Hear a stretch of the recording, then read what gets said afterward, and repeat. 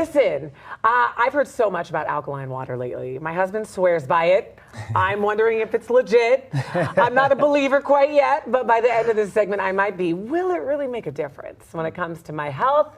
Welcome, Dr. Vernell Lucas. Hey.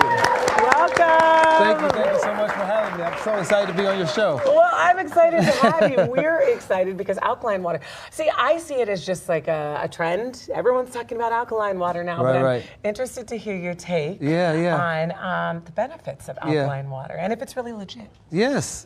Well, I'm going to say that I thought it was a trend myself. You did? I absolutely. Okay. Essentially, what I'm talking about is something called hydroxyl.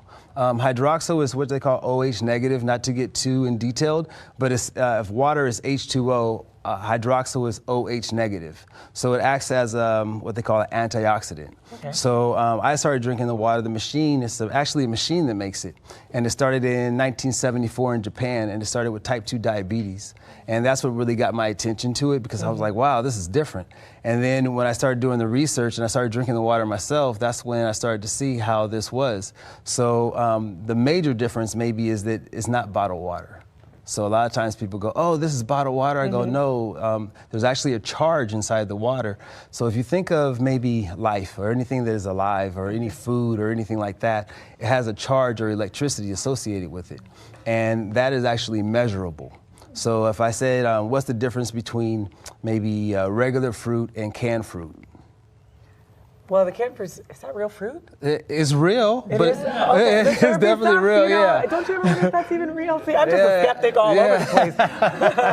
Water, fruit, is anything real? But yes, I know what you're saying, though. I understand your point. The difference is the life aspect of it. Like, if you cut an avocado, it turns brown. So how do you harness the energy out of that? So essentially what this company has done is they've taken regular tap water and charged it and put a charge inside of it, and that charge lives inside the water for about 72 hours. So when you drink the water, it actually charges the cells in your body. And that's what fascinated me. It can't be found inside of bottled water because, if you know, bottled water has a shelf life. Which means the purified water, so alkaline water and purified water, the difference is that charge. I think that I think everything inside of bottled water is going to be what they call dead water. Oh, okay. So essentially if you put a goldfish inside of bottled water, is going to die because there's no oxygen inside of it. So if you take a bottle and you close it, anything inside of there is going to be no oxygen. So there's no life. So what do we put the fish in? Well, we put fish in tap water. Okay, so we put the fish in tap water is different. All right, so forget the fish. Let's get back to alkaline water. Okay. When you drink the alkaline water with the charge and it charges the cells, what do those cells, why do we want our cells charged? All right, remember when in high school they had something called mitochondria? And the mitochondria was stirring up something in there. Mitochondria is the powerhouse of the cell. Okay. This is the things that makes the cell move, the energy. Yeah. And that you use electricity in order for that to work. In other words, every time your heart beats, you're putting an electric charge inside your blood. That electric charge essentially charges everything inside your body until your heart beats again. Okay. So the process and the rhythm of that essentially keeps you alive. So when you start looking at the foods that you eat and the things that you drink, you could be eating death. Oh, yikes. Yeah, I love interviewing doctors because they give it to you straight. And you're not afraid to say it. Okay, I believe we have a question from our audience. Hi, what's your name? Hi, my name is Lauren, and like Kristin, my husband is obsessed with alkaline water, and I thought that he was just being bougie, but I do have a question. Is it true that cancer cells cannot live in an alkaline environment? Absolutely true. Absolutely true. Wow. Yeah, it was a study done, not a study, gentleman by the name of Dr. Otto Warburg. He received the Nobel Prize in 1947 for discovering that essentially cancer can only live in an oxygen poor environment. So that makes you say, like, if you hold your breath, obviously you're going to die. Yeah. So essentially, the things that you eat and the things that you drink are suffocating your blood, which is making your blood thicker than what it should.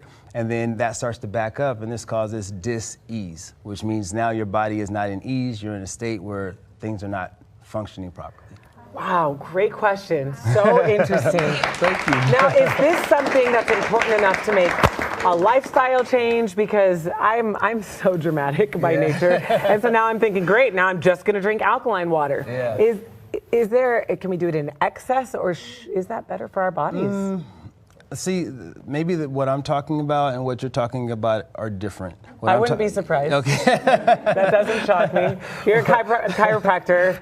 I have no medical background. I know that's a shock to you. But okay, so when it comes to balance and how often we should drink alkaline water, what do you think about that? Well, see, again, I'm not talking about alkaline water. What I'm talking about is hydroxyl. So what I'm talking about is very specific. It's called Kangen water. And maybe what you're talking about is what you're finding in the grocery store. Exactly. And completely two different things. I look at water now, there's tap water, and there's bottled water, and there's Kangen water. That's how I look at it. Because the chemistry is different when you, not the chemistry, but the electric charge separates things. So essentially, if I was, like when I was a kid, I would rub my foot on the floor and then shock a girl in the back of the ear. Yeah. All right. Because you liked her. Yeah. Yeah. So essentially, that's transferring electricity to somebody. Does that make sense? Yes. So our bodies are electricity, and when we lose that electricity, we lose our ability to function. So what this water does, the hydroxyl, is as you drink this water, it charges your cells. The same way as you drink alcohol or you drink maybe a soda, is going to do the opposite. It's going to slow down your circulation. And essentially, circulation is life. Yeah. That's how I see it, yeah. That makes sense. We have another question. What's your name? Hello, my name is Sami. Thank you so much for what you're saying. I actually had the opportunity to use one of those machines that you're talking about. A chiropractor friend that I had let me borrow his machine that he got. The issue was it was about $4,000 to $5,000 worth of a machine, and it's like an actual machine you hook up to your tap. How would that in the future, do you see that becoming more affordable and prevalent for the everyday person or the everyday family to have a $5,000 machine in their home, which is great and is bringing life, but that's why it's so expensive as well. Right. You know. Great question. Great question. You know, my first practice was in Paramount.